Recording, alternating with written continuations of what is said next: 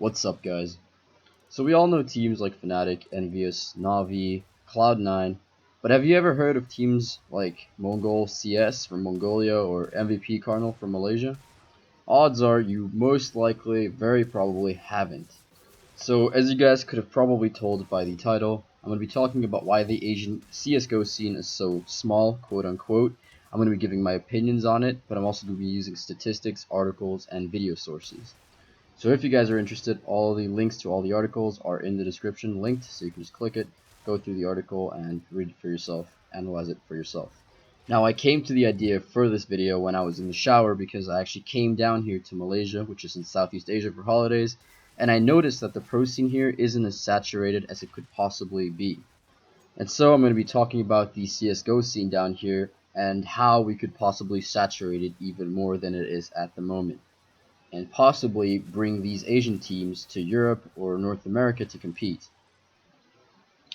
Alright, so let us see how many players actually play Counter-Strike in Asia versus other regions. So let's start off with that. Now this blue curve here actually represents how many Counter-Strike players you have over the time course of, let's see here, it's 7 days.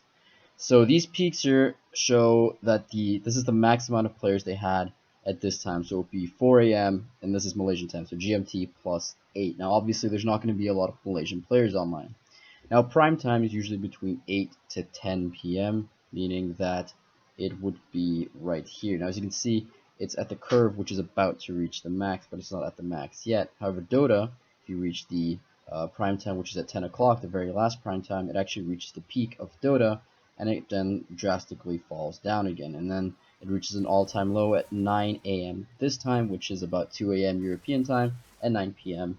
North American time, which is, well, coincidentally also the American prime time. Okay, so that's all fine and dandy, but what exactly does this information mean to us? Now you could possibly say that because there are less Asian players compared to European players, that is one of the reasons why that there are less pro teams that are, as good and as top tier as Fnatic, Navi, Cloud9, etc. But the fact that I just mentioned the team Cloud9 as a top tier team actually just contradicts that statement, because Cloud9 is a North American team. And if we actually look at the statistics again, it actually shows that North America has less Counter-Strike Global Offensive players than Southeast Asia or Asia in general. Now you could argue that I'm completely wrong here. I'm just going off the prime time, which is usually when most players come back from work, when they've eaten dinner and everything, and they finally decide to hop on a Counter-Strike Global Offensive and play a round of deathmatch or two, and then play a competitive game. In total, you'll be online for about 2 to 3 hours, so I'm taking prime time being from 8 p.m. to 10 p.m. like I said. Now another reason I think Counter-Strike is more famous in Europe and in North America is for the simple fact that people over there use Twitch and YouTube more than here in Southeast Asia. For one, because a lot of Southeast Asians and Asians in general just speak very broken English. Ooh, see that bunny hop? Shut the fuck up, man. We don't understand you at all. Fuck Sorry, you. bro. You know, fuck you. Yeah, I'll mute the boy. Fuck you, boy. Where's your mommy? Are you fucking lost? And I'm not trying to generalize here because there's a lot of people that can speak perfect English, like me, I'm from Asia, or my friends, or anyone. There's a lot of people here, especially from Singapore, Malaysia, Thailand, that region. They speak English kind of, sort of okay, but not, perfect, but it's not broken. However, there's still a large portion of people that don't speak fluent English, and it's pretty much completely broken, and it's really hard to play with these people. Not only is it hard to play with these people, but it's also they don't make videos. They can't make videos because, they won't get a lot of views on it. I mean, me for example, I go on the CSGO Reddit every single day to check out new posts, and all of them are in English. There's no German posts, there's no Asian, language posts. It's always English, and most of them come from Europe and North America. Another reason, and probably the largest reason I can possibly think of in this situation, is the fact that most Asian players actually stick to MOBAs, such as Dota 2, League of Legends, or StarCraft, that are mostly free to play. Not only are there free to play MOBAs that Asians prefer, but they also prefer to play free to play first person shooters, such as Crossfire, which is extremely popular here. But why exactly Crossfire, apart from the fact that it's free to play? It's also been around for an extremely long time, same as Counter-Strike, but it was always free to play. It's been extremely consistent, the game has never really crashed before, the servers are usually always up, and it just feels really good to play for them because they've been playing it for an extremely long time.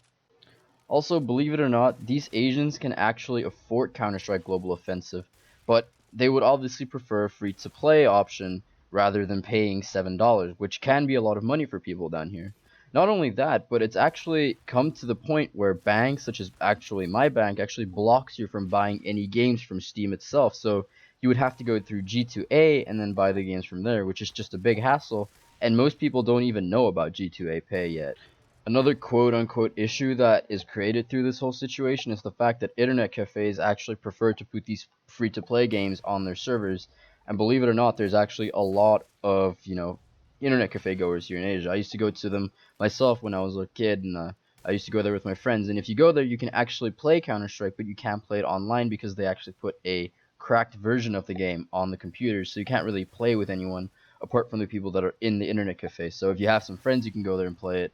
But most people just resort to playing Crossfire because, like I said, it's a free-to-play game, so anyone has access to it. And like I mentioned before, the financial status of people here in Asia actually also impacts the amount of players that you have on Counter-Strike, because to play Counter-Strike Global Offensive, you're going to need a quite powerful rig. I'm not saying you need a fucking supercomputer, but you're going to need a decent, computer to run it at least 150 frames per second to actually be good at the game. You can play it at 60 frames per second, but you might obviously not be as good as you could be at 150 frames per second. So that being said, a lot of people that play Counter-Strike here can't actually afford, buying a super powerful rig, and so people resort to going to internet cafes. And like I said, mostly you can find Counter-Strike online, or you can play, Crossfire. And Crossfire is actually a game that doesn't look, super good. I'm gonna beam a screenshot here on the screen. It's not a super, computer hardware, hogging game. It's just a simple game that kind of acts like Counter-Strike, but the graphics are a little shittier, and the gameplay mechanics and all that are, completely different. Now, to add on to the financial status of people, it's not only that, but it's actually also the cultural reasons why I think Counter-Strike isn't taking off as a pro sport here, is because, in Southeast Asia, especially in Malaysia, maybe it's different in Korea because, the esports scene there is a little more well developed than it is here in Southeast Asia, but at least here, you can't get well paid for being a, quote unquote pro player. You can get, a few $100, and literally you can't live off of that money, even if it's, like $200-300 a month. Maybe you get like $200 or $300 from a LAN tournament. And as some of you might actually know, the Asian culture is built up in a way where the people, the sons, the daughters, actually have to provide for the parents. That's the way that Asian families work. And a large portion of the people here are middle class, which live of those principles. All that being said, I want to come to my very last point to why I think that the Counter-Strike Global Offensive scene here in Asia is so small. My last point being that the playstyle of these Asian teams is extremely, extremely stupid. They rely on, the enemies making mistakes, and, they don't really have a lot of tactics, such as, teams such as Fnatic, Cloud9, stuff like that. Actually, you know what, ignore the fact that I say Cloud9, they're not, a very good team, but, Fnatic, all the European teams are usually extremely tactical, and they know what to do, when to do, whatever strategy they want to execute. Now, personally, I haven't bet on, on CSGO launch and any Asian teams just because I haven't been watching them consistently. But I've watched, 1 or 2, 3 games, Mongols, Colonel playing. And I've noticed that, like I said, they're just inconsistent players, and they don't play, strategically. They focus more on how good their aim is, and they rely extremely much on their aim. So, if the enemy team has a better aim than them, they're basically fucked. Even worse would be if you would face, if you would make them face a team like, I don't know, Na'Vi or Fnatic that have better aim and better strategies, they would get, absolutely destroyed. Currently, the best team here in Oceania, so Australia and Southeast Asia, or Asia in general, is a Chinese team. They actually did play Na'Vi and lost 2-0. So that actually says a lot about the scene here. The best team here in Asia actually lost 2-0 to Na'Vi. In conclusion, I have to say, however, that the fact that Faceit actually expanded into Asia sometime in 2015 and the fact that they actually introduced India's own server actually shows us that Valve actually gives a fuck about the Asian scene and is not neglecting us like crazy. With the standard of living, constantly rising, I think people will slowly start, being able to afford a good computer rig or any kind of laptop, an HP for all I give a fuck, and being able to play Counter-Strike. And eventually you're going to see a lot of emerging Asian teams in the pro scene, and you're going to see that they're not as shit as you guys believe them to be. I also think that as soon as the next big finals or any big major were to take place in Asia, that would help out the scene here tremendously. Not only would you get a lot of money because there's a massive amount of players that play here, but it would also just in general just get Counter-Strike a big publicity, and it would just invite a lot of Asian players to play the game, just to show them that Counter-Strike is actually an extremely fun and extremely stable game, just as Crossfire is. I want to thank you guys for watching. Please leave a comment on the video criticizing me. Leave a like if you did like the video. Leave a dislike if you didn't. Subscribe to my channel if you haven't yet and if you like my content. And I'll see you guys in the next video.